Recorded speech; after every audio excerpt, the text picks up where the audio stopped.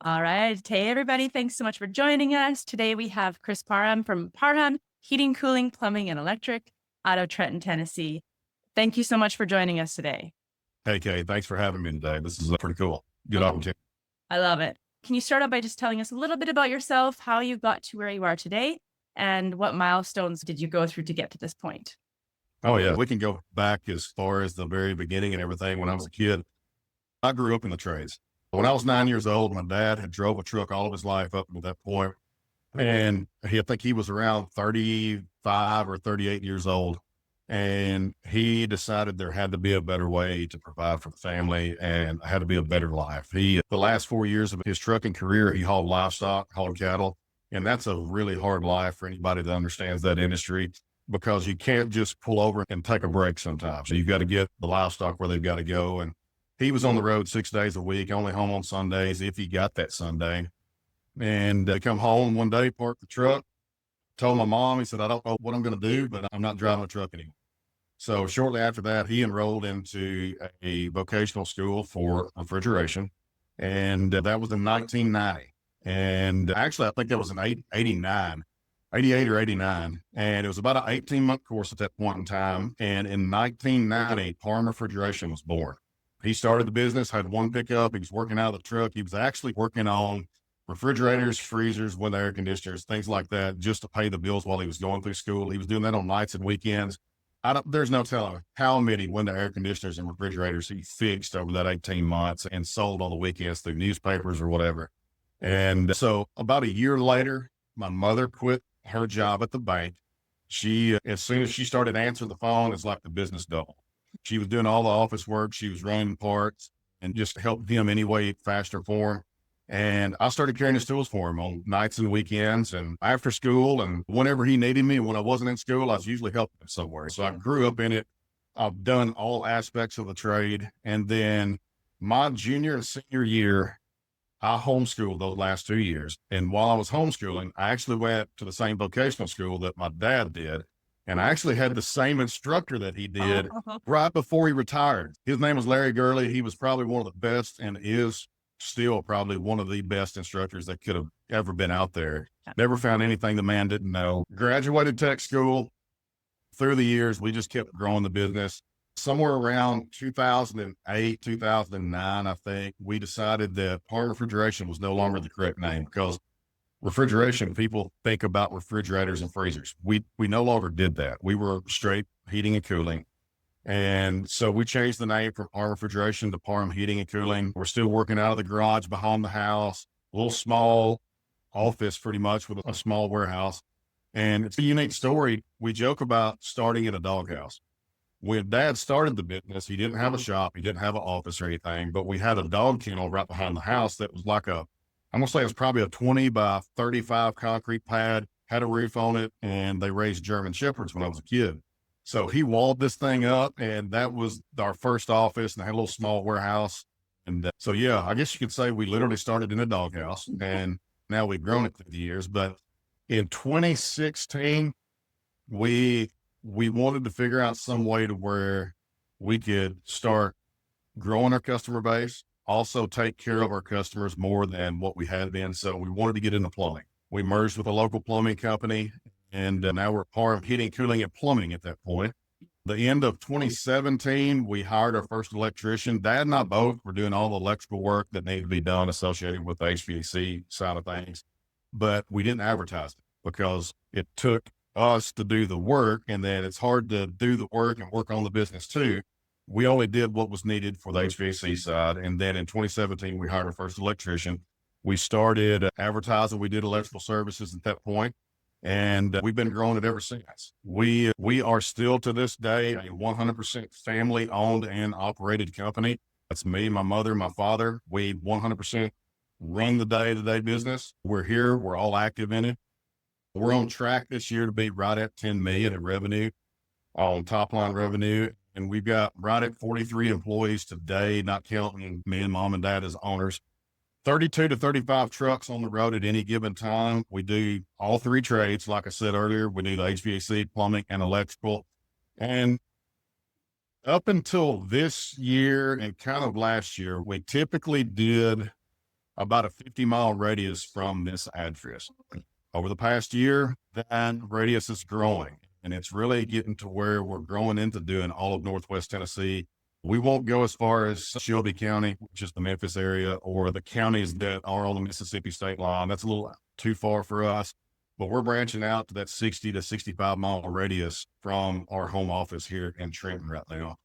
And it's been a fun ride so far. We've got a bunch of awesome people here working with us on a day-to-day basis. It's getting to where it's fun now, and it's been a cool ride so far. That is such a story. Tell me, what do you think in all the years has made the biggest impact on your growth, would you say? Would it be adding an industry? Would it be, sorry, I have an alarm going on. Would it be adding an industry or adding a type of service to your digital marketing or your marketing? What was the biggest impact in your business, would you say? The turning point, maybe? So adding the other trades, heating and cooling typically has ups and downs, peaks and valleys. And for people that aren't in the heating and cooling trade, you've got an extremely busy time from, depending on where you're at in the world, it's usually the summertime, and then it's usually the first 6 weeks of cold weather.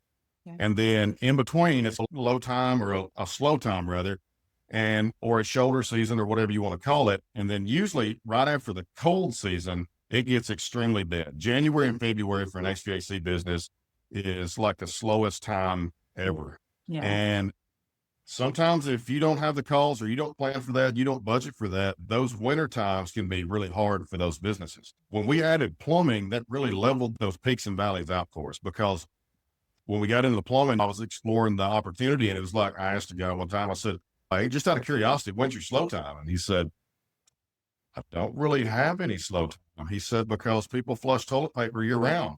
Okay. All right. So that's an interesting perspective. So we got into the plumbing business, and it leveled out the peaks and valleys.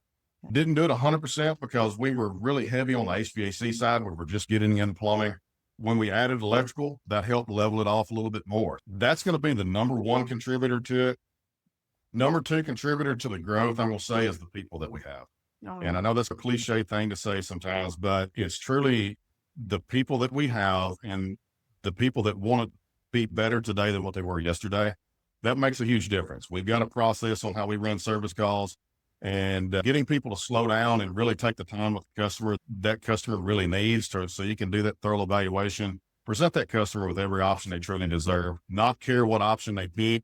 That's been a big difference as well. Just having certain processes in place and then having good people to run those processes, understanding why they're doing what they're doing, and the customer's mindset. Nobody's ever excited to call us. Nobody ever wakes up this morning and gets excited that their toilet stopped up or that their air quit working. yeah. And understanding that when they call in and being empathetic with them, helping them through that situation, letting them know that, hey, you have called the right company. We're going to send the right technician out there, and we're going to get you taken care of today.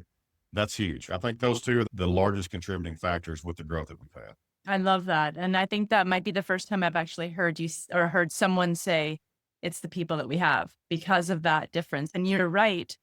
And it's a reality check that people aren't like, oh, I want to call my HVAC guy.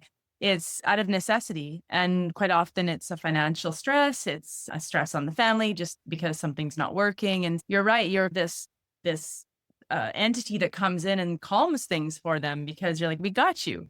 You're good. You're in good hands. It's one of those things to, no matter what it is, whether it's heating, cooling, plumbing, or your vehicle or your whatever it may be, when something breaks, there's a lot of questions that goes through your head, even as a consumer ourselves. Who am I going to call? Can I trust them? Are they going to rip me off? What's the price going to be? Can I afford it? Can they fix it today? Can it even be fixed?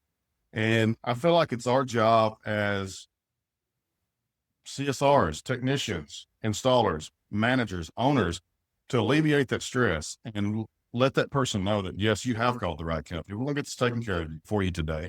And we're going to make it as easy as possible for you to do business with us and get you taken care of as quickly as we humanly possibly can. I love that. That's incredible. And that's such a huge aspect to building that authority in your area is the trust. You're going into people's homes, which nowadays can be frightening a little bit. You're inviting strangers to your home. When you look at the news and everything that happens, you really safeguard your home. Your home is your safe spot. So I love that you touched on that. Thank you, because that is a huge part of it, is having the right people. Absolutely. Yeah. What else do you do for getting your name out there? Is there community involvement? Is there traditional marketing? What other things do you love? We try to hit all aspects of marketing if we can. We do a lot of direct mail. We do radio, TV, billboard. There's some studies out there and statistics, and people are divided on whether or not direct mail is a good avenue or not, if it's a good spend or not. There was a statistic that we found from a marketing planning workshop a couple of years ago that the millennials that are now becoming homeowners and things like that really cherish the tangibility of something paper. And come to find out, somebody my age, which is at the end of the Gen X, beginning of the millennial stage, I'm in between. I guess I have an identity crisis there a little bit. If I get a postcard, I'm throwing it away. Yeah. I don't like the junk mail. And come to find out, millennials hold on to it. Older people hold on to it. So I think there's some value with direct mail, and we've seen some return with that. Of course, like I said, we do all the traditional radio, TV, billboard. We do some email marketing to our existing customers and things. But as far as trying to get our name out there, one of the biggest things that we work with you guys on is SEO, pay-per-click, the Google LSA. We're trying to grow our social media presence, trying to get good content out there to let people know who we are, show the human aspect of the business. We've got to a point to where it's cool, but at the same time, it's detrimental to an extent where we've got so systematic. We've got our trucks looking so we've got our technicians looking good. Everything's uniform that people think that we're some franchise or a national conglomerate. Or how many locations do you have? What states are you? We're right here in Trenton, Tennessee. We're in West Tennessee. We've got one office. We're getting another office started in Jackson, Tennessee. And that's a shocker to a lot of people. And we want to overcome that. I want everybody to know that we are that family owned business. My last name is Parham, the same name that's on the side of the trucks. We are here every day as a part of the company, working with the people here to make a difference with our customers and everything. We utilize the social media for that. We do a little bit of guerrilla marketing. In one of the aspects that we do that, we've got one of the largest parades and festivals. It's supposed to be the oldest or largest. And they're going to hate me for butchering this, but it's the oldest running parade and festival, I think, in the state of Tennessee or something like this. West Tennessee Strawberry Festival. There's 70 to 80,000 people attend this parade every year. And it's huge. We try to make sure that we're one of the major sponsors with it every year. We're not the number one sponsor, but we are the number two sponsor. We've been that for the past 2 years. We will be that for the next few years. We always have a truck in the parade. We're on all the advertising with it. We try to advertise in conjunction with it on our side as well. A couple different things that we've done is to go along with that, or guerrilla marketing aspect, is here recently, I have teamed up with one of the local radio stations where every Thursday morning, it's kind of like Chris's Corner. We'll talk about some tech tip or something that's new going on in the industry, or the seasons are changing. Think about your heating and cooling system, plumbing tips, electrical tips, things like that. And it's been really fun and cool. I had somebody tell me the other day that they heard it and they took one of the tips that I gave and they went and checked their electrical panel to make sure that theirs was safe. And luckily it was. It was cool to get the feedback on that. And then another thing that we did that I thought was really cool, we did it for about 2 years. It seemed to run its course, is we did what's called our Ladies Learn Event. My wife, Hillary, she's been super awesome at helping us with the marketing. And she's really good at that. She wanted to do a give back to the ladies out there that didn't know how to do some simple plumbing or electrical or heating and cooling things that any homeowner is perfectly capable of doing. So what we did is we had 3 different nights, one for heating and cooling, one for plumbing, one for electrical. They were spread out through the year. We try to advertise it as much as possible through social media and different ways and through our email campaigns. And then when the ladies came to our shop in our training room, we'd have like little stations set up, for example, like on the plumbing side of things, talking about why a toilet runs at times or why you hear your toilet running at night. A lot of times it's a flapper. And something as simple as a $5 flapper can fix that toilet. So we'd show the ladies how to do it. We had hors d'oeuvres, we had drinks. We try to make it as entertaining as possible. We'd have one or two of our technicians there that love doing things like that. It's not everybody's thing, but we had some that were really outgoing, really loved it, got into it. Really fun night. We educated a lot of ladies, and typically whoever would volunteer to come up and do something, we would give them that item that they fixed or repaired to take home with themselves to fix it or add it to their own place. One one example was, how to change a shower head. Yeah. And we had a big fancy shower head wand combo, and we had one lady came up, she volunteered, she put it on, and she was like, "That's so simple." I said, "Yes, ma'am, it is." So we took it back off, boxed it back up. She got to take it home and Oh, found out later she actually swapped it out, just loved it. So that is so cool. And it's really about empowering. it Us, is. Yeah, about giving people the tools they need to feel confident about doing it themselves and also building trust in you. You're basically absolutely.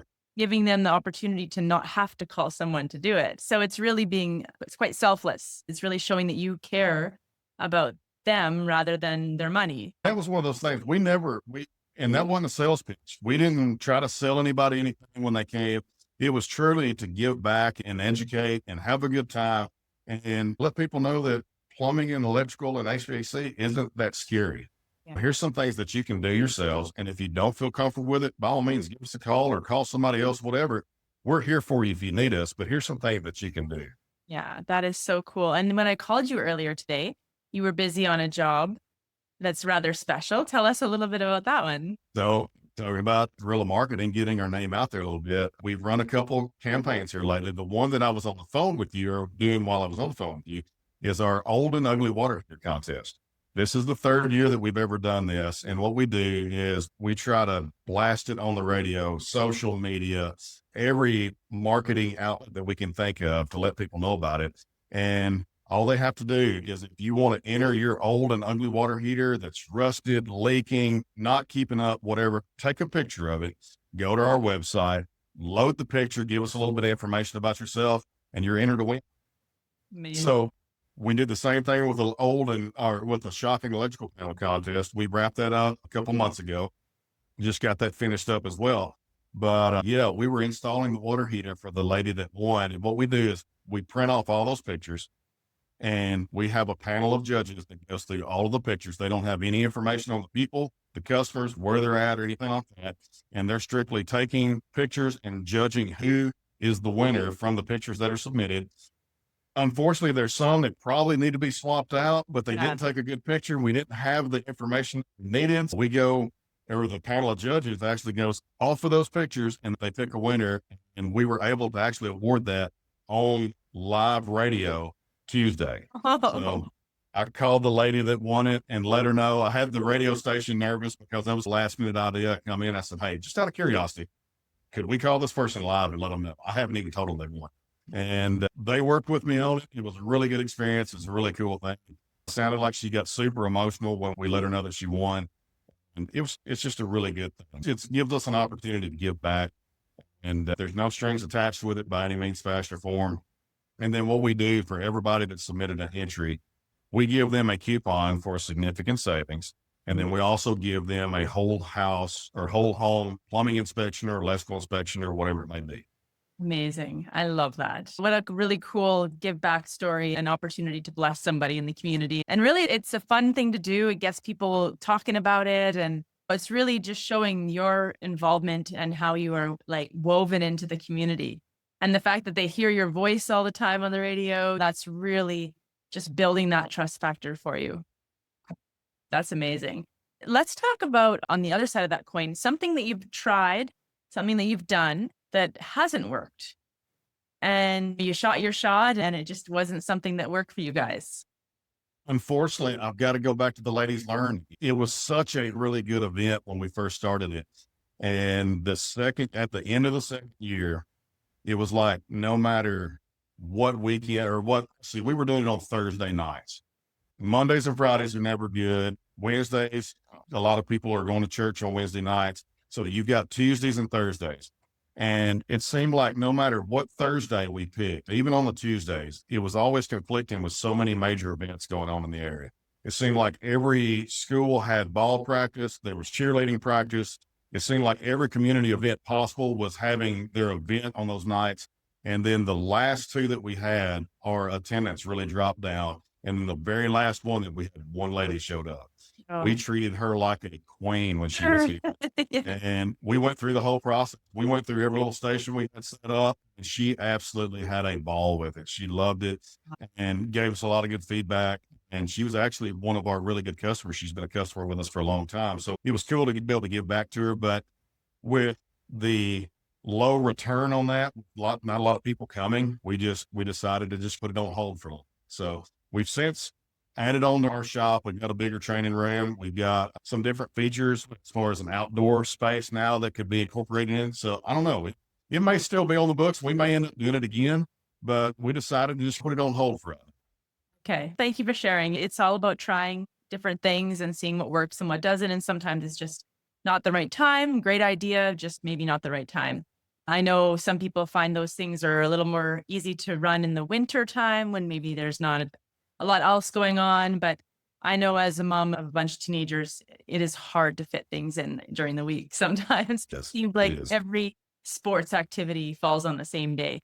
So it makes it tough, but good on you for trying and still keeping that idea there, maybe just on hold and reconfigure it a little bit or think about it differently and run it again. So that's really cool.